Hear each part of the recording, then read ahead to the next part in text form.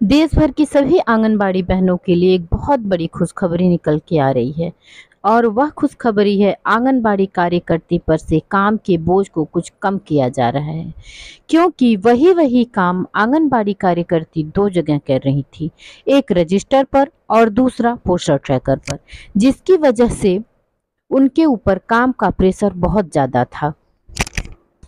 आंगनबाड़ी कार्यकर्ती के काम को कम करने के लिए भारत सरकार ने आंगनबाड़ी केंद्र के 11 में से 5 रजिस्टर को बंद कर दिया है। आगे के वीडियो में हम चर्चा करेंगे वह कौन कौन से 5 रजिस्टर हैं जिन्हें भारत सरकार ने बंद कर दिया है, और हाल ही में पास हुए बजट पर हम कुछ चर्चा करेंगे और देखेंगे कि उसमें आंगनबाड़ी कार्यकर्ती, आशा और रसोइया बहनों को क्या मिला। नमस्कार भाई और बहनों, आप देख रहे हैं यूट्यूब चैनल परवरिश विद प्रभा सिंह। वीडियो में आगे बढ़ने से पहले आप लोगों से एक रिक्वेस्ट है भाई और बहनों, अगर वीडियो आप लोगों को अच्छी लगती है तो वीडियो को लाइक जरूर करें। आंगनबाड़ी से संबंधित कोई भी समाचार पाने के लिए वीडियो को सब्सक्राइब जरूर कर लें और यह सूचना देश की सभी आंगनबाड़ी बहनों तक पहुंच सके, इसके लिए इसे ज़्यादा से ज़्यादा शेयर करें। भारत सरकार के केंद्रीय बाल विकास विभाग के निदेशक ने आदेश जारी किया है कि आंगनबाड़ी केंद्र पर रखे जाने वाले 11 भौतिक रजिस्टरों में से 5 रजिस्टर को बंद कर दिया जाए। यह आदेश पढ़कर सुनाती हूँ आप सबको। भारत सरकार, महिला एवं बाल विकास मंत्रालय। आप देख रहे हैं डेट है 18 जून 2024 का और सब्जेक्ट है आंगनबाड़ी केंद्र पर से 5 रजिस्टरों को बंद करने के विषय में।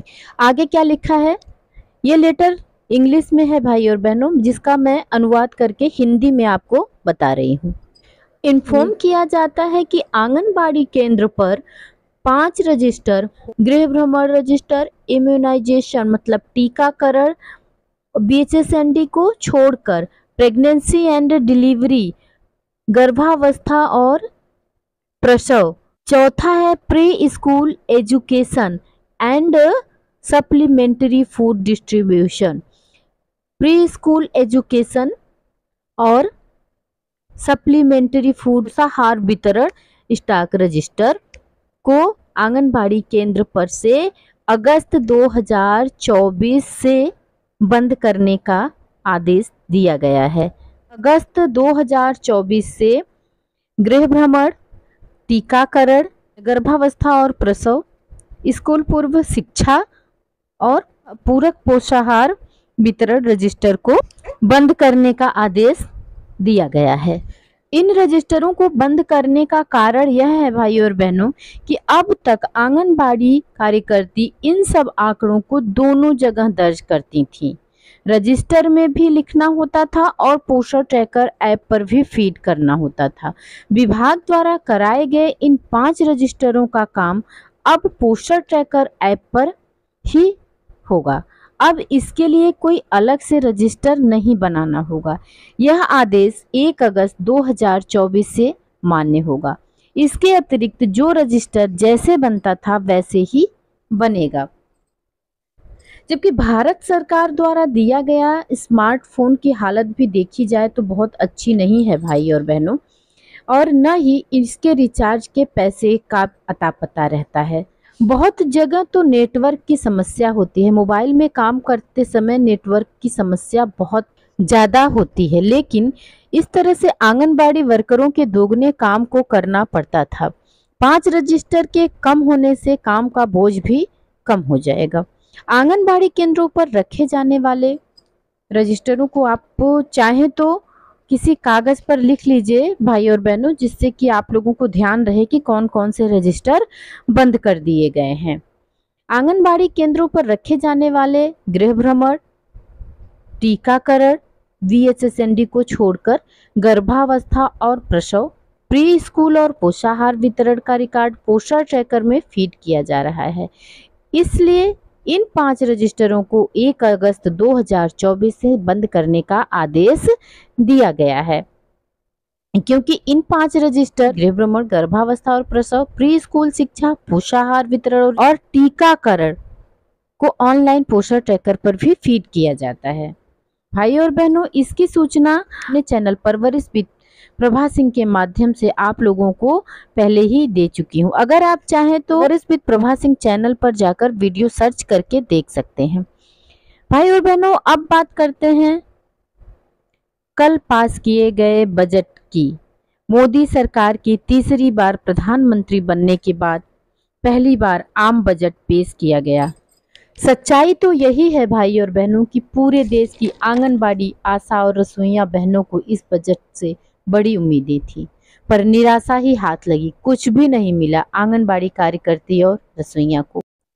मोदी जी ने बजट पास होने के पहले कहा था कि गरीब, किसान और महिलाओं के लिए विशेष होगा यह बजट। आज सावन का पहला सोमवार है।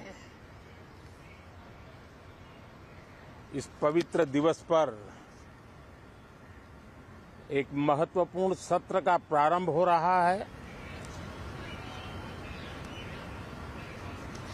और सावन के इस पहले सोमवार को मैं देशवासियों को बहुत बहुत शुभकामनाएं देता हूं। मैं देशवासियों को जो गारंटी देता रहा हूं, क्रमशः रूप से उन गारंटियों को जमीन पर उतारना, इस लक्ष्य को लेकर के हम आगे बढ़ रहे हैं। हमें 5 साल का जो अवसर मिला है, आज का बजट हमारे उन 5 साल के कार्य की दिशा भी तय करेगा और ये बजट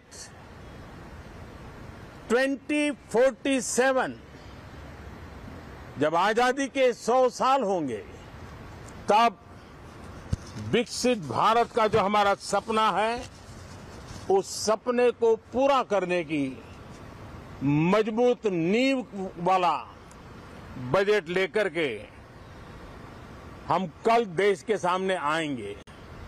अब आने वाले 5 वर्ष के लिए हमें देश के लिए लड़ना है, देश के लिए जूझना है। देश के गरीब, देश के किसान, देश के युवा, देश की महिलाएं, उनके सामर्थ्य के लिए, उनको एम्पावर करने के लिए जन भागीदारी का एक जन आंदोलन खड़ा कर करके 2047 के सपने को पूरा करने के लिए हम पूरी ताकत लगाए। सबको लग रहा था नहीं कुछ होगा तो आंगनबाड़ी कार्यकर्ती को श्रमिक का दर्जा तो दिया ही जाएगा, पर कुछ नहीं हुआ। जिस तरह से उम्मीद जताई जा रही थी, ट्रेड यूनियन की बैठक की गई थी, वित्त मंत्री से घंटों वार्ता भी की गई, पर सब विफल रहा। ये कौन सा अपना विकसित भारत बनेगा? किस तरह नारी सशक्तिकरण होगा? किस तरह से महिला शक्ति को आगे बढ़ाया जाएगा? क्या मात्र कहने से? काम का बोझ तो रोज बढ़ाया जा रहा है। समझ में यह नहीं आता कि स्वास्थ्य विभाग का सारा काम हमारे मत्थे क्यों मढ़ा जा रहा है। हम करने को तैयार हैं। एक तरफ तो सरकार का कहना होता है कि गैर विभागीय कार्य नहीं करना है किसी भी आंगनबाड़ी कार्यकर्ती को, और वहीं गैर विभागीय कामों को सौंपा जा रहा है। इस बजट ने बहुत ज्यादा दुखी और मन को आहत किया है सभी देश की आंगनबाड़ी, आशा और रसोइया बहनों को। भाई और बहनों, आपके क्या विचार हैं इस बजट पर? हमें कमेंट बॉक्स में जरूर बताइएगा। मिलते हैं अगले वीडियो में एक नई जानकारी के साथ। तब तक खुश रहिए, स्वस्थ रहिए। बाबा बदेवरा नाथ की कृपा आप सब पर बनी रहे। नमस्कार भाई और बहनों।